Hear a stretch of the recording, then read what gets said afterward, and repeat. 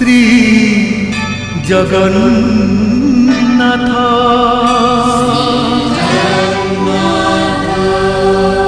শ্রী জগন্নাথ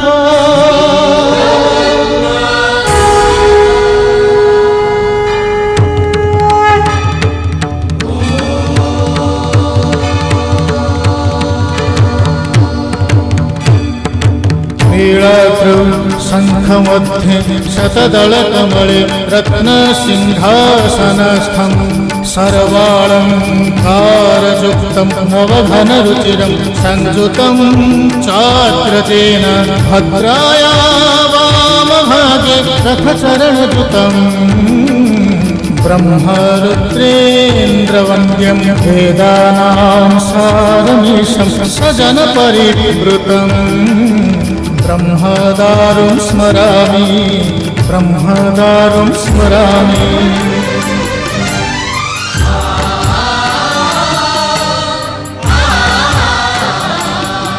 तुम्हें अनंत क्षय हे जगन्नाथ तुम्हें अव्यक्त अक्षर हे जगन्नाथ निज इच्छारु सृजिला हे जगत आदि नाही जे तुमार नाही अंत तुम्हें पवित्र ओंकार चिर सत्य नील सिंधु तीरे नीलाचल तहि विराजित बड़ देउल तारु ब्रह्म रूपे हे विश्व पालन उड़ा पताका पतित पावन सत्य धर्म न्याय करि संस्थापित भक्तर तुमे होई चाहे नाथ श्री जगन्नाथ श्री जगन्नाथ जगन्नाथ श्री जगन्नाथ श्री जगन्नाथ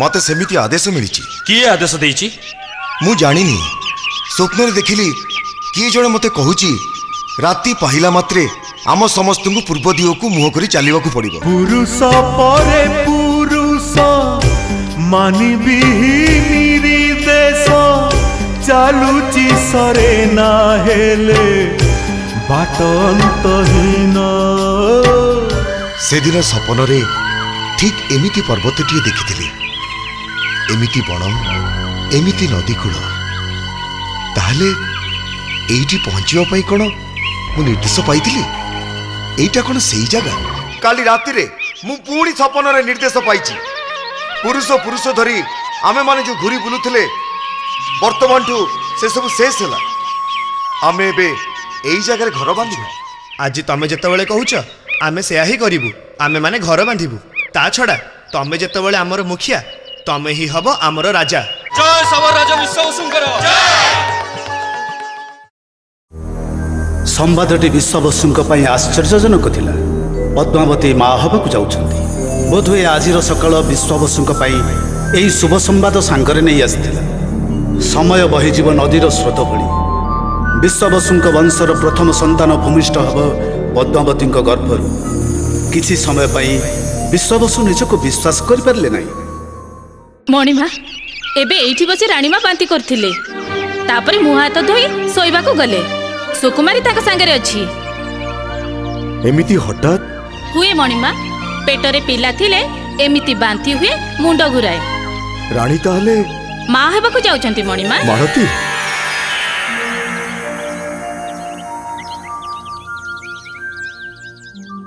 रानीमा एबे आपन को टिके भल लागुची हां पद्मावती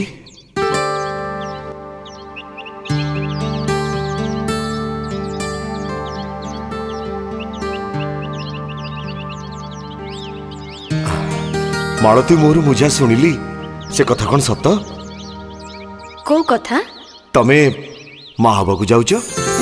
ମିଛ। ତାହେଲେ ଆପଣ ବାପା ହେବାକୁ ଯାଉଛନ୍ତି। ଏତେ ବଡ଼ ଗୋଟେ ଖୁସିର ଖବର ତମେ ମୋ ପାଖରେ ଲୁଚେଇ ରଖିଥିଲ? ଏ କ'ଣ ଲୁଚେଇବା କଥା ଯେ ଲୁଚେଇ ରଖିବି? ପେଟରେ ପିଲା ଅଣ୍ଟିରେ ନିଆଁ, ଏ କ'ଣ କେବେ ଲୁଚି ରହେ? ଆଜି ସକାଳୁ କାମ ଚାଇ ଉଠିଥିଲି କେଜାଣି ମୋ ଜୀବନର ସବୁଠୁ ବଡ଼ ଖୁସି ଖବର ମୁଁ ଆଜି ପାଇଲି। ସତରେ ଏଇ ଜାଗାଟା ବଡ଼ ଶୁଭ। ତା ନ ହେଇଥିଲେ ଏଠି ଆସି ପହଞ୍ଚିବାର କେତେ ମାସ ଭିତରେ ମୁଁ ମା ହେଇନଥାନ୍ତି। ଆମ ବାହାଘରକୁ 10 ବର୍ଷ ହେଇଗଲା, କିନ୍ତୁ କେତେ ବିକଳ ନ ହେଇଛି ମୁଁ ପିଲାଟିଏ ପାଇଁ। କେତେ ଦିଅଁ ଦେବତାଙ୍କୁ ଡାକିଛି, କିଛି ଫଳ ମିଳୁନଥିଲା। ଏଠିକି ଆସିବାରୁ ସବୁ ଫଳ ମିଳିଗଲା। ଜାଣିଛ ଏଠୁ ଅଳ୍ପ ଦୂରରେ ବ୍ରାହ୍ମଣ ମାନଙ୍କର ଗାଁଟିଏ ଅଛି। ଗତକାଲି 4-5 ଜଣ ବ୍ରାହ୍ମଣ ସକାଳେ ଏଠିକି ଆସିଥିଲେ। ସେମାନେ କହୁଥିଲେ ଇଏ କୁଆଡ଼େ ପାବନ କ୍ଷେତ୍ର, ଏଠୁ କିଛି ଦୂରରେ ସମୁଦ୍ର ଅଛି, ତାକୁ କହନ୍ତି ମହୋଦଧି। ଏଠିକି ଯିଏ ଆସେ ସେ ତରିଯାଏ। ଆଉ ଏଇ ଯୋଉ ପାହାଡ଼ ଦେଖୁଛ ତାକୁ ହିଁ କହନ୍ତି ନୀଳଗିରି। ମୁଁ ଶୁଣିଛି ନଈକୂଳ ପଥର ଉପରେ ବସି ଆପଣ ସେ ପାହାଡ଼କୁ ଅନେଇଥାନ୍ତି। କ'ଣ ମିଳେ ସେଥିରୁ? କହିପାରିବିନି କ'ଣ ମିଳେ, କିନ୍ତୁ ସେ ପାହାଡ଼କୁ ଅନେଇ ଦେଲେ ମୋ ଦେହରେ ଯେମିତି ବିଜୁଳି ଖେଳିଯାଏ। ଅଥଚ ମୁଁ ଯାହା ଶୁଣିଛି ସେ ପାହାଡ଼କୁ ଆଜି ପର୍ଯ୍ୟନ୍ତ କେହି ବି ଉଠି ନାହାନ୍ତି। ସେ ପାହାଡ଼କୁ ଉଠିବା ଭାରି କଷ୍ଟ। ଚାରିକଡ଼େ ଘଞ୍ଚ ଜଙ୍ଗଲ, ବହୁତ ହିଂସ୍ର ଜନ୍ତୁ ବି ଅଛନ୍ତି।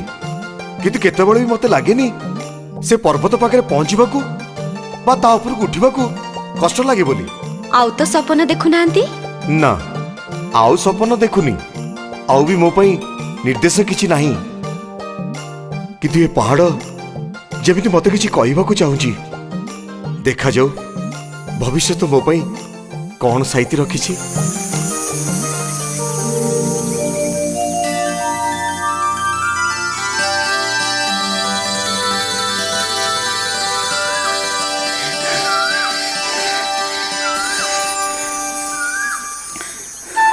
ସୁକୁମାରୀ, କ'ଣ ଏମିତି ଅଚିହ୍ନା ଲୋକଙ୍କ ପରି ବାଟ କାଟି ଚାଲି ଯାଉଛୁ?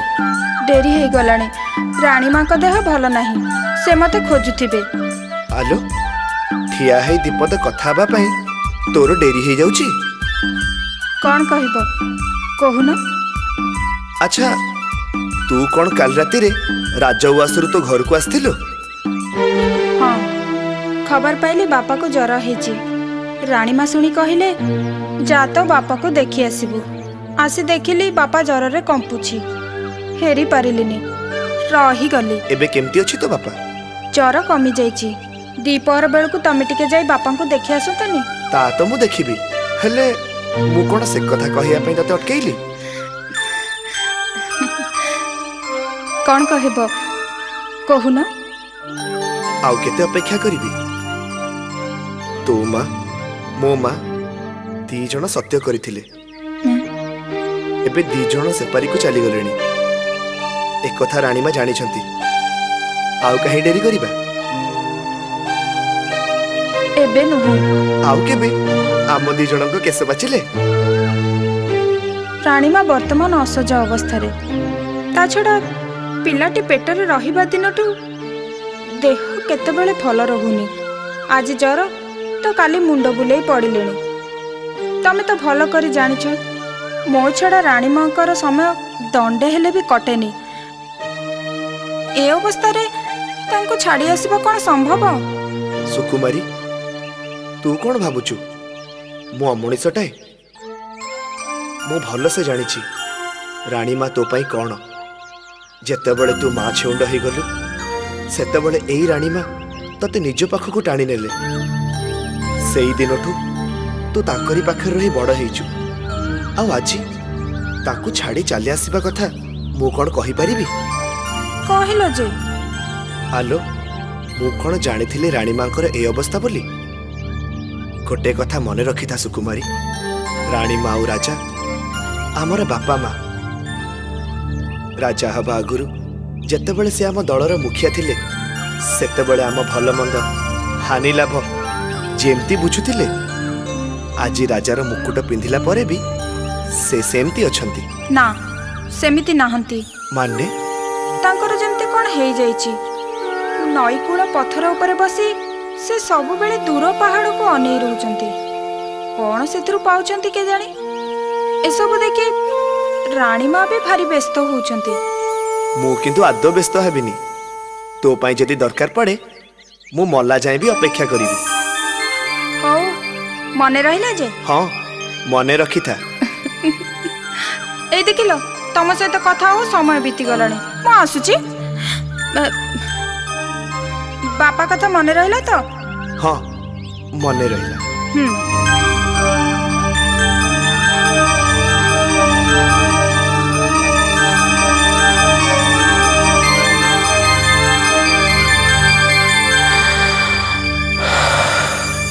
ଏମିତି ଦିନ ଗଡ଼ି ଚାଲିଲା। ଦିନ ସପ୍ତାହ ମାସ ବିତି ଚାଲିଲା। ରାଣୀଙ୍କ ପେଟରେ ପିଲାଟି ବି ବଢ଼ି ଚାଲିଥାଏ। କିନ୍ତୁ ରାଜା ବିଶ୍ୱବସୁଙ୍କ ସ୍ୱଭାବରେ କୌଣସି ପରିବର୍ତ୍ତନ ହେଉନଥାଏ। ରାଜକାର୍ଯ୍ୟରୁ ସମୟ ପାଇଲା ମାତ୍ରେ ନଦୀ କୂଳର ସେହି ପଥର ଉପରେ ବସି ସେହି ପର୍ବତକୁ ଅନେଇ ରହୁଥାନ୍ତି। ପର୍ବତର ଚୂଡ଼ା ଛୁଇଁ ସୂର୍ଯ୍ୟ ପଶ୍ଚିମକୁ ଡଳି ପଡ଼ନ୍ତି। ଆସ୍ତେ ଆସ୍ତେ ଅନ୍ଧାର ମାଡ଼ି ଆସେ। ଜଙ୍ଗଲର ଗଛଲତା ଅନ୍ଧାରରେ ଝାପ୍ସା ହୋଇ ଉଠନ୍ତି। ନୀଳଗିରି ପାହାଡ଼ ଅନ୍ଧାର କୂଳରେ ଆସ୍ତେ ଆସ୍ତେ ହଜିଯାଏ। ରାଜା ବିଶ୍ୱବସୁ ଉଆସକୁ ଫେରନ୍ତି। କିନ୍ତୁ ଏମିତି କେତେ ଦିନ ଚାଲିବ? କେତେ ଦିନ? ନା, ଆଉ ସମ୍ଭବ ନୁହେଁ। ଦିନ ଦିନ ମାସ ମାସ ବିତିଗଲାଣି। ସେ ନୀଳଗିରି ପାହାଡ଼କୁ ଛୁଇଁବାର ଆକର୍ଷଣ ମୋର କମିବା ତ ଦୂରେ ଥାଉ, ବରଂ ସେ ଆହୁରି ମୋତେ ଟାଣି ଧରୁଛି। ଏମିତି କେବେ ତ ନଥିଲା ପଦ୍ମାବତୀ। ଯାଯାବର ବିଶ୍ୱବସୁ ଠାରୁ ଏ ବିଶ୍ୱବସୁ ଯେମିତି ଏକାବେଳେ ଅଲଗା। ଏମିତି କାହିଁକି ହେଲା କହିପାରିବ? ତାହେଲେ କ'ଣ କରିବେ ବୋଲି ଭାବୁଛନ୍ତି? ମୁଁ ଯିବି। କାଲି ସୂର୍ଯ୍ୟୋଦୟ ହବା ମାତ୍ରେ ମୁଁ ଯିବି। କୋଉଠିକି ଯିବେ? ସେଇ ପାହାଡ଼ ପାଖକୁ। ନା ନା, ସେମିତି କାମ ଆପଣ କରନ୍ତୁନି। କାହିଁକି କରିବିନି? ବଣ ଜଙ୍ଗଲରେ କେତେ ହିଂସ୍ର ଜନ୍ତୁ ଥାନ୍ତି। ତା ଛଡ଼ା ପାହାଡ଼ ପାଖକୁ ଯିବାର ରାସ୍ତା ଆପଣ ଜାଣିନାହାନ୍ତି। ଜାଣିନଥିଲେ ଖୋଜି ନେବି। ବଣରେ ରାସ୍ତା ଅଛି କି ନାହିଁ କିଏ ଜାଣେ? କେତେ ଢିପ, ଖାଲ, ପଥର, କଣ୍ଟା, ଝଣ୍ଟା। ସେଇ କଥା ଭାବି ଭାବି ମୁଁ ଆଜି ପର୍ଯ୍ୟନ୍ତ ଚୁପ୍ ହେଇ ବସିଥିଲି। କିନ୍ତୁ ଆସ୍ତେ ଆସ୍ତେ ମୋ ହୃଦୟଟା ଯେମିତି ଅସମ୍ଭାଳ ହେଇ ଉଠୁଛି। ମୋ ମନ ଭିତରୁ କିଏ ଯେମିତି କହୁଛି, କେତେ ଦିନ ପର୍ଯ୍ୟନ୍ତ ତୁ ଏମିତି ଚୁପ୍ ହେଇ ଅନେଇ ରହିଥିବୁ? ପାହାଡ଼ ପାଖରେ ପହଞ୍ଚିବାର ସମୟ କ'ଣ ତୋର ହେଇନି? ଦିନେ ଆପଣ ସପନରେ ଶୁଣିଲେ ପୂର୍ବକୁ ମୁହଁ କରି ଆଗେଇ ଚାଲ। ଆମ ସମସ୍ତଙ୍କୁ ସାଙ୍ଗରେ ଆଣି ଏଠି ଆସି ପହଞ୍ଚିଗଲେ। ତାପରେ ପୁଣି ସପନରେ କିଏ କହିଲା, ବାରବୁଲା ଜୀବନ ଶେଷ କରି ଏଇଠି ବସା ବାନ୍ଧ। ସେ କାମ ବି କଲ। ମୁଁ ଭାବୁଛି ଦିନେ ପୁଣି ଆପଣ ସପନ ଦେଖିବେ ଆଉ ସପନରେ ନିର୍ଦ୍ଦେଶ ପାଇବେ। କିନ୍ତୁ ମୁଁ ତ ଆଉ ଅପେକ୍ଷା କରିପାରିବିନି।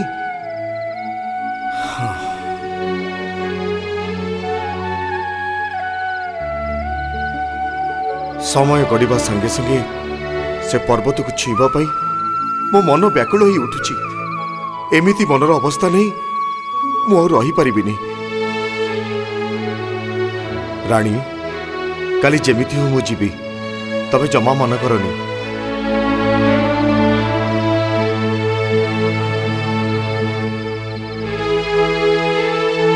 ଦେଖନ୍ତୁ, ଆଜି ପର୍ଯ୍ୟନ୍ତ ଆପଣ ଯାହା କହିଛନ୍ତି ମୁଁ ସବୁ ମାନି ଆସିଛି। କୌଣସିଥିରେ ବାଧା ଦେଇନି।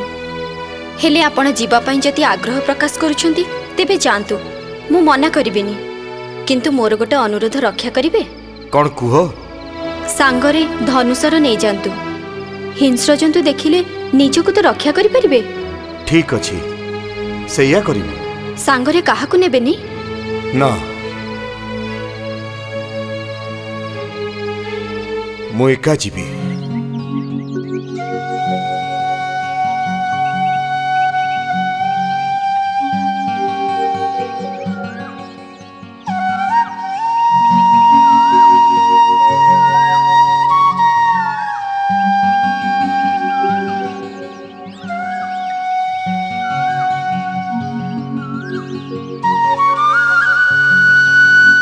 ଆରେ, ମୁଁ ଯୁଦ୍ଧ କରିବାକୁ ଯାଉନି ରାଣୀ, ନୀଳଗିରି ପାହାଡ଼କୁ ଯାଉଛି। କିନ୍ତୁ ତମେ ଯୁଦ୍ଧକୁ ଗଲାବେଳେ ସ୍ତ୍ରୀ ଯେମିତି ହାତକୁ ଧନୁତୀର ବଢ଼େଇ ଦିଏ ଆଉ କପାଳରେ ବିଜୟର ଟୀକା ଲଗେଇ ଦିଏ, ଠିକ୍ ସେମିତି ବ୍ୟବହାର କରୁଛ। ୟାର ବ୍ୟବହାର ତ ଆପଣ ଅନେକ ଦିନରୁ ଭୁଲିଗଲେଣି। ଭୁଲି ଯାଇନଥିଲି, ବରଂ କେବେ ଆବଶ୍ୟକ ପଡ଼ିନଥିଲା। ଆଜି କିନ୍ତୁ ଆବଶ୍ୟକ। ବଣକୁ ଯିବେ, ସାଙ୍ଗରେ ଅସ୍ତ୍ର ନଥିବ, ଏଇଟା ବଡ଼ ବିପଦର କଥା। କାଲି ତ ସେଇଥିପାଇଁ ଆପଣଙ୍କୁ ଅନୁରୋଧ କରିଥିଲି ଆଉ ଆପଣ ରାଜି ହେଇଯାଇଥିଲେ। ହଁ, ଏବେ ବି ତ ଅରାଜି ହଉନି। କିନ୍ତୁ କଥା ହଉଛି, ଯୋଉ ପାହାଡ଼ ମୋତେ ହାତ ଠେଲି ଡାକୁଛି से पहाड़ और जंगल रे घुरी बुलुथिबा पशु पक्षी माने जेते हिंस्र हुंतु पछे से माने मोर किछि क्षति करिवेनी। पशु सबुबेले पशु से माने मଣିଷ नुहंती जे से मानकर विवेक बोली गोटे जिनिस थिबो नियो।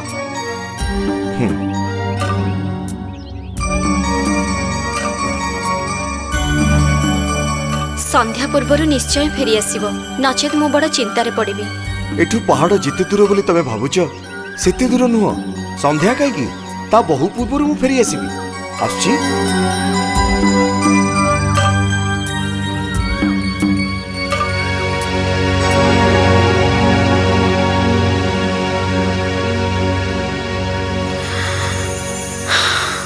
खरा आसी मुंड उपर हेलाणी सकाळु बाहरी राजा विश्वावसु पर्वत पाखरे पहुंचवा तो दूरर कथा से जंगल को अतिक्रम कर पारि नाहांती। निबिड़ अरण्य सूर्य के किरण भी तले पड़ू ना खरा जेते बढ़ुची आस्ते आस्ते अरण्य जेमती सुनसान हो पड़ुची पक्षी मानक काकली भी शुभु ना हस्ती मानक हुंकार व्याघ्रर गर्जन और अन्य पशु मानकर कौनसी स्वर शब्द ना तारि भितरे हताश होई घुरी बुलुचंती राजा विश्वावसु।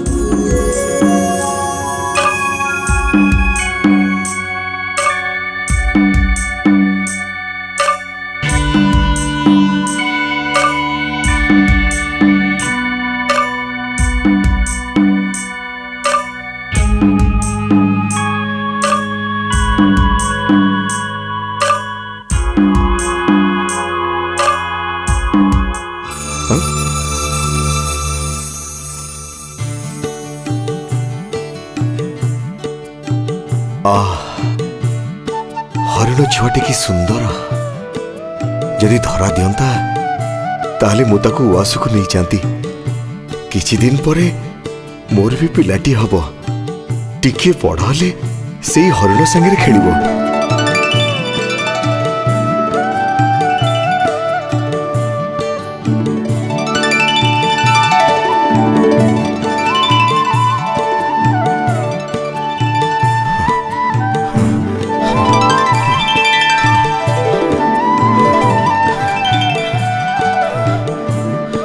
कुआडे गला एठी हरिण छुआटा आगे आगे दौड़ुला हठात कुआडे उभे गला एई तो सेठी से हरिण छुआ।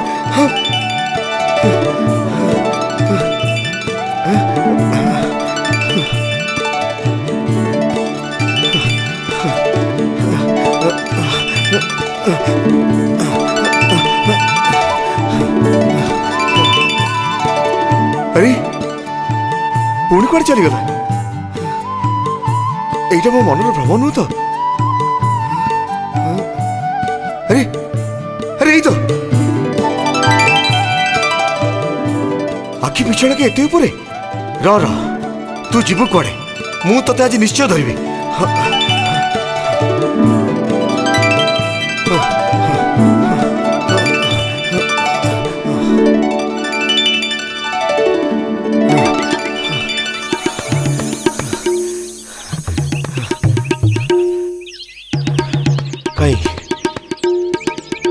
हरिण छुआटा गला कुआडे तेबे सतरे सेटा हरिण थिला ना गोटे छलना। सूर्य अस्त जीवक बसिले दिन सारा हरिण पछरे दौड़ी दौड़ी मु थकी पड़े फेरबी केमिति रातिर अंधार बस्ती को फेरवा बाट कौटू पाइबी। भीषण शोष तंटी सुखी गला पाटी अठ अठ लगुच कौटी टिके पानी पाइबी।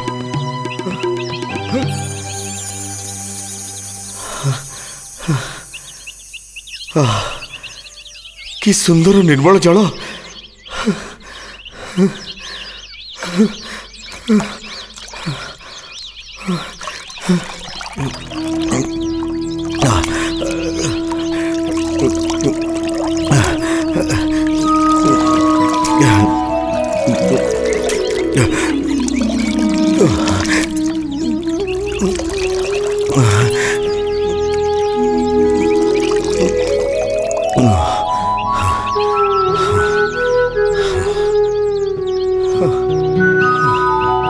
ଜଳ ମୁଁ କେବେ ପିଇ ନଥିଲି।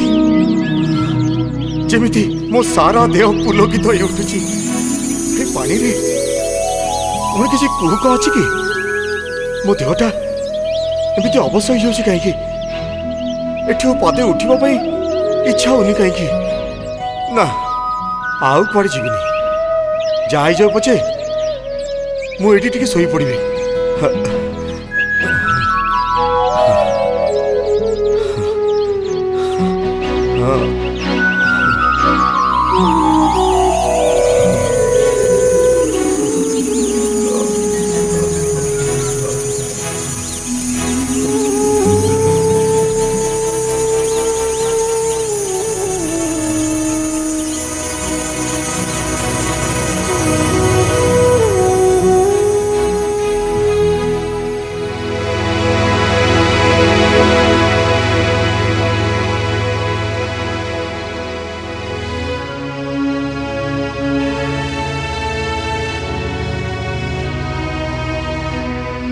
ରାଣୀମା,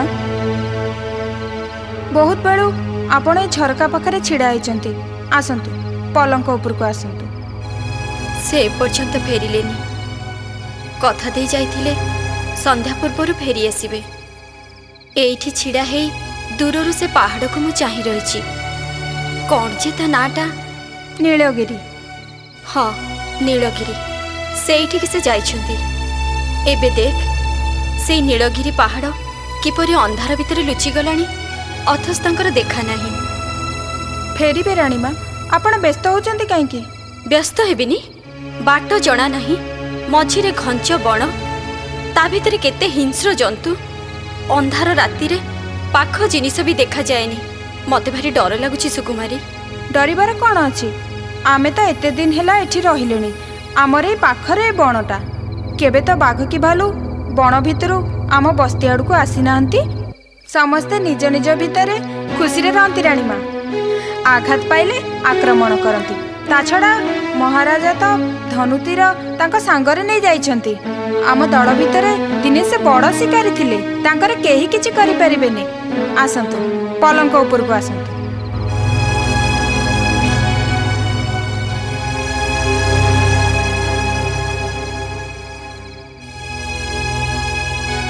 ମୁଁ ଝରକା ବନ୍ଦ କରିକି ଆସେ। ହେ ଭଗବାନ, ସେ ଭଲରେ ଭଲରେ ଫେରି ଆସନ୍ତୁ।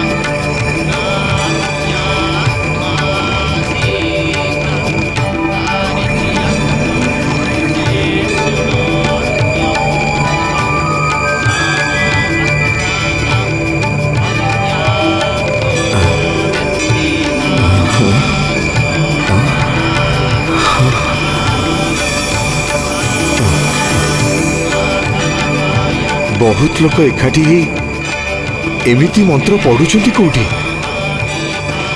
ସୁନସାନ ରାତି, ହେଲେ ଏଇ ମନ୍ତ୍ର ଏଇ ମନ୍ତ୍ର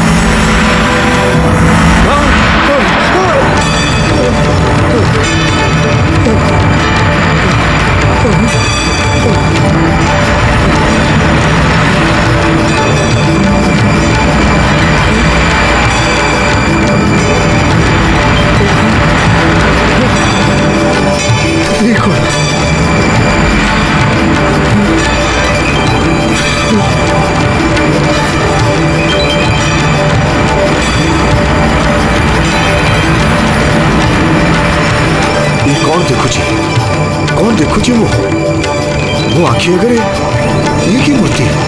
ଶଙ୍ଖ ଚକ୍ର ଗଦା ପଦ୍ମ ପଦ୍ମପଦ ମୁଁ କାହାକୁ ଦେଖୁଛି?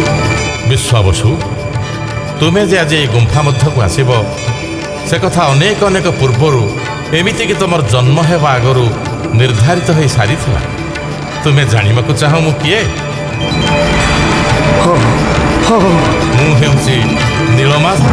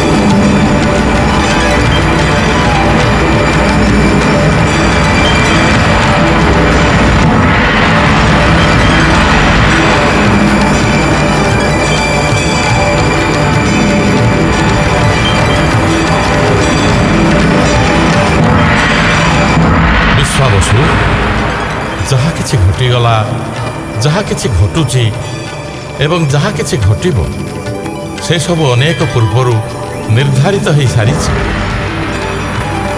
ସତ୍ୟଯୁଗର ଆରମ୍ଭରୁ ମୁଁ ଏହି ଗୁମ୍ଫା ଭିତରେ ଗୋପନ ଅବସ୍ଥାରେ ଅଛି। ଧରାବକ୍ଷରେ ତମେ ହେଉଛ ପ୍ରଥମ ମାନବ ଯିଏ ଆଜି ମୋତେ ଦେଖିବାର ସୁଯୋଗ ପାଇଲା।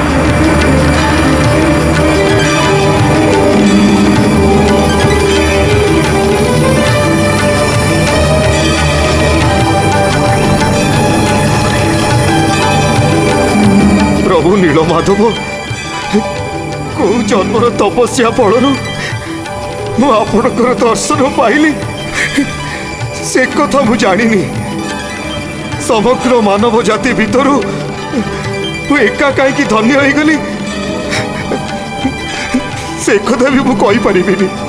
ବିଶ୍ୱାବସୁ, କାର୍ଯ୍ୟ କାରଣ ଖୋଜିବାର ଚେଷ୍ଟା ତୁମେ କର ନା। ଖାଲି ଏତିକି ଜାଣି ରଖ, ମୁଁ ଅନାଦି, ମୁଁ ଅନନ୍ତ, ମୁଁ ବିଶ୍ୱମୟ। ମୋର ବିନା ଇଚ୍ଛାରେ ପତ୍ରଟି ବି ହଲେ ନାହିଁ, ପବନ ବହେ ନାହିଁ, ସୂର୍ଯ୍ୟ ଚନ୍ଦ୍ର ତାରା ଉଦୟ ହୁଅନ୍ତି ନାହିଁ କି ଅସ୍ତ ଯାଆନ୍ତି ନାହିଁ। ଆଜି ଯଦି ତୁମେ ମୋ ପାଖକୁ ଆସିଛ ସେ ବି ମୋ ଇଚ୍ଛାରେ। ଖାଲି ସେତିକି ନୁହେଁ, ଯାଯାବର ଜୀବନ ଛାଡ଼ି ଏଠି ବସତି ସ୍ଥାପନ କଲା ପର୍ଯ୍ୟନ୍ତ ସବୁ ମୋରି ନିର୍ଦ୍ଦେଶରେ ହିଁ ତମେ କରିଛ। ବିଶ୍ୱାବସୁ, ମୋ ଆସ୍ଥାନ ପାଖରେ ପହଞ୍ଚିବା ପୂର୍ବରୁ ଯେଉଁ କୁଣ୍ଡରୁ ପାଣି ପିଇ ତୁମେ ତୃଷା ନିବାରଣ କଲ ତାର ନାଁ ରୋହିଣୀ କୁଣ୍ଡ। ଯେଉଁ ବଟବୃକ୍ଷ ମୂଳରେ ତମେ କିଛି ସମୟ ନିଦ୍ରା ଯାଇଥିଲ ତାର ନାଁ କଳ୍ପବଟ। ତମର ଜନ୍ମଗତ ଅନ୍ଧକାରର ସଂସ୍କାର ହେଲା ପରେ ତମେ ମୋ ପାଖରେ ପହଞ୍ଚିବାର ସୁଯୋଗ ପାଇଲ।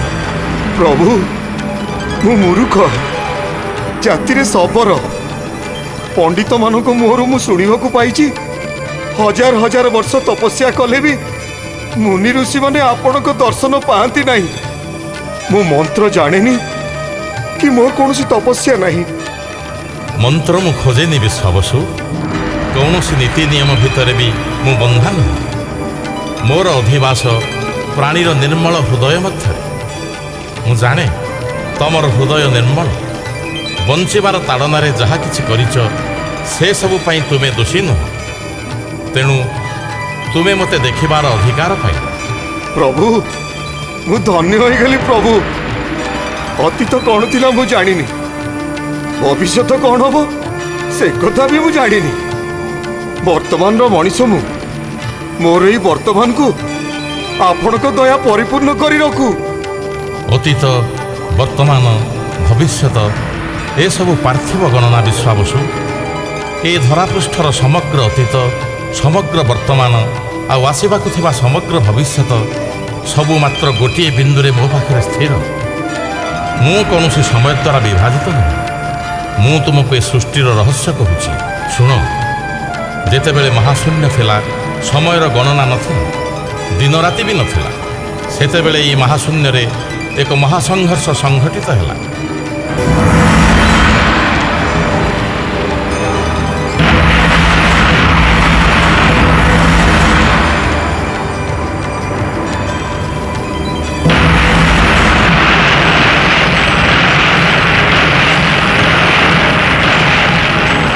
ସେହି ମହାସଂଘର୍ଷ ଫଳରେ କୋଟି କୋଟି ବ୍ରହ୍ମାଣ୍ଡ ସୃଷ୍ଟି ହେଲା। ଏସବୁ ମୋହରି ଇଚ୍ଛାରୁ ହିଁ ସଂଘଟିତ ହେଲା। ଏ ବ୍ରହ୍ମାଣ୍ଡମାନଙ୍କ ଭିତରୁ ସୌରମଣ୍ଡଳ ସୃଷ୍ଟି ହେଲା। ସୂର୍ଯ୍ୟଦେବ ଜନ୍ମ ନେଲେ।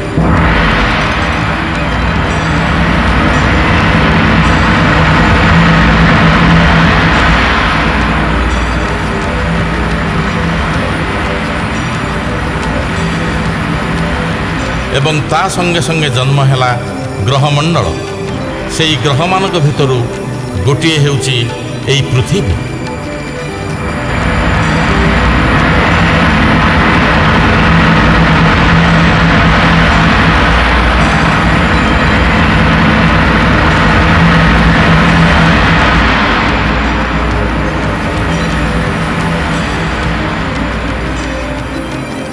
ମୁଁ ଇଚ୍ଛା କଲି ମୋର ସୃଷ୍ଟିମାନଙ୍କ ଭିତରୁ ଏହି ପୃଥିବୀ ହେବ ଶ୍ରେଷ୍ଠ ସୃଷ୍ଟି। ତେଣୁ ଜଳାର୍ଣ୍ଣବ ପୃଥିବୀ ପୃଷ୍ଠରେ ଭୂମି, ପାହାଡ଼, ନଦୀ, ବୃକ୍ଷରାଜି, ପଶୁପକ୍ଷୀ ଏସବୁ ସୃଷ୍ଟି ହେବାରେ ଲାଗିଲେ। ଜନ୍ମ ନେଲା ଆକାଶ ଏବଂ ସେହି ପ୍ରକ୍ରିୟା ଭିତରେ ଜନ୍ମ ନେଲା ମାନବ ଜାତି। ଜନ୍ମ ନେଲେ ଦେବଗଣ ଆଉ ଜନ୍ମ ନେଲା ଏକ ଧ୍ୱଂସକାରୀ ଶକ୍ତି ରାକ୍ଷସ।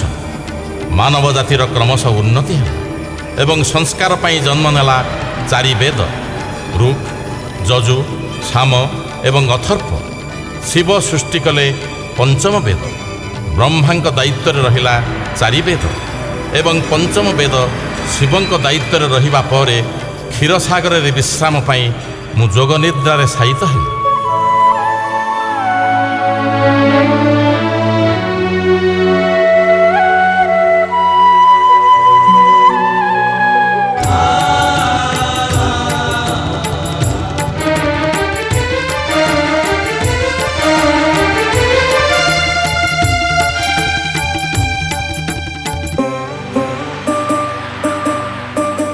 জগতর নাথ জগন্নাথ, বিন্দু ঠারু সিন্ধু তুমে সর্বব্যাপ্ত। আপনা ইচ্ছারে অধা গঢ়া হই बसी अछाहे नीलाद्रि गोसाई भवरे प्रकट